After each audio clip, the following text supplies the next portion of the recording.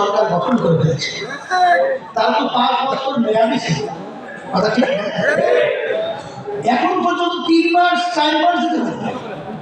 এর ভিতরে আমাদের যে তারা এর মাধ্যমে কিন্তু এই সরকার সুন্দরভাবে দেশ পরিচালনার যে সুস্থভাবে দায়িত্ব পালন করবে, এরা অনেক অংশে কিন্তু আমি বলবো ব্যর্থ হয়েছে। এবং এর মাধ্যমে কি হলো, বারবার ফ্যাসিস্টের দোসররা সর্বত্র সব জায়গায় কিন্তু তারা কিন্তু ঘাটতি মেরে বসে আছে। সুযোগ বাংলাদেশের সুবল মানে সেই সুবলে আমাদের দেশকে অশান্তি করার জন্য বিভিন্ন প্রক্রিয়া তারা কিন্তু তাণ্ডব চালিয়েছে। আল্লাহর রহমতে তারা কিন্তু তাদের তাণ্ডব বাস্তবায়ন করতে পারে। এই জন্য আমি বলবো, যারা দেশপ্রেমিক রয়েছেন, সাংবাদিক হোক, প্রশাসনের হোক, রাজনৈতিক হোক, বাংলাদেশের ছাত্র জনগণ হোক, সকলকে আমি তার আহ্বান জানাবো, এদেশ আমার, এদেশে আমি জন্মগ্রহণ করেছি, এদেশ নিয়ে কেউ ছিনিমিনি করবে, আমরা সহ্য করবো না।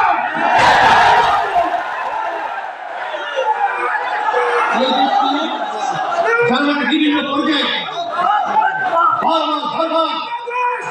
আমাদেরকে তাম বিশ্বের মধ্যে 5 বার চোরের দিকে ভাগ বাড়িয়েছে, দুর্নীতিতে চ্যাম্পিয়ন হয়েছে।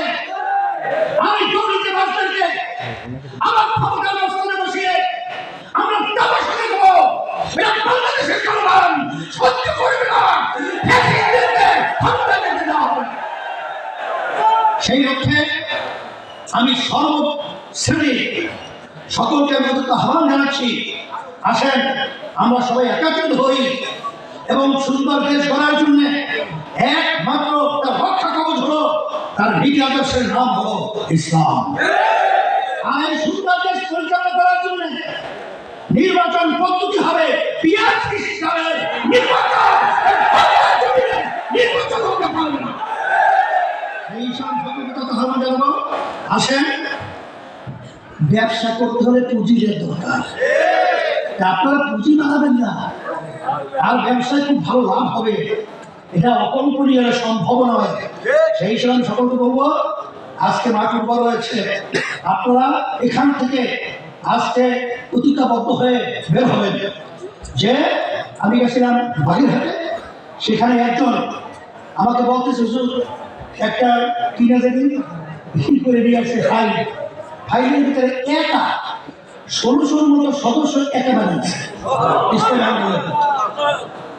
তাই সেজন্য আপনার কাজের গতি কি, এটা নিজেকে প্রশ্ন করে সেভাবে আমি কাজ করবো। আল্লাহ রাব্বুল আলামিন আমাদের সকলকে আজকে সুন্দর সম্মেলন যারা আয়োজন করেছেন, আপনারা কষ্ট করে এসেছেন, আপনাদের সকলকে ধন্যবাদ জানাই।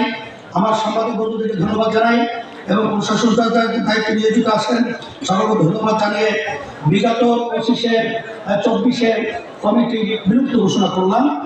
আর 2025-26 সেশনের কেন্দ্রীয় কমিটি হিসেবে সভাপতি হিসেবে মাওলানা খলিলুর রহমান, আর সিনিয়র সহসভাপতি হাফেজ মোহাম্মদ সিদ্দিকুর রহমান, সহ সভাপতি হিসেবে Mufti Mustafa Kamal, secretary general KM Belal Hossain. আলহামদুলিল্লাহ, কি করবো সকল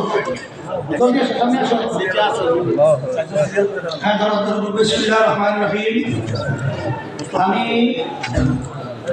ইসলামী শ্রমিক আন্দোলন বাংলাদেশের দায়িত্বের নাম হল নিযুক্ত আল্লাহ তাআলাকে শেষে দোয়া করছি যে আমি আল্লাহ তাআলার সন্তুষ্ট উদ্দেশ্যে ইসলামী শ্রমিক আন্দোলন সম্প্রসারণ অর্জন ও মূল্য কাছে সর্বদা প্রচেষ্টা চালাব। ইসলামী শ্রমিক আন্দোলনের নীতিমালা নিয়ম শৃঙ্খলা যথাযথভাবে মেনে চলব। আমার উপর অর্পিত দায়িত্ব আমানত যথাযথভাবে পালন করব। আল্লাহ তাআলা আমাকে এই ওয়াদা পালন করার তৌফিক দিন। রব্বানা আতিনা ফিদ দুনিয়া হাসানাহ ওয়া ফিল আখিরাতি হাসানাহ ওয়া কিনা আযাবান নার বিরহমাতিকা ইয়া রাব্বাল আলামিন। এখন সবাই নামাজে যান, জলদি জলদি